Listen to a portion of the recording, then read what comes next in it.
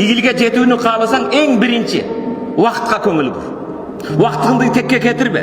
Сенин оборот кыла турган, жүгүртө турган эң чоң капиталың, байлыгың бул сенин өмүрүң, вактың. Кээ бир 6 жашар, 12 жашар балдар Куранды толук жаттап атат. Жанында 60 жашка кирген адам 3 сүрөнү билбейт.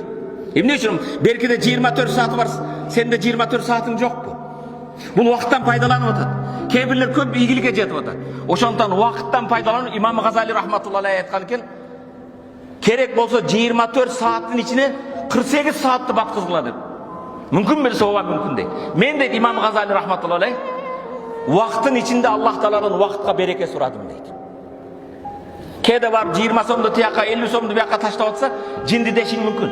Бирок өмүрүбүз менен ойношуп атабыз. Бүгүнүбүз эртең болот, эртеңибиз эч качан бүгүн болбойт.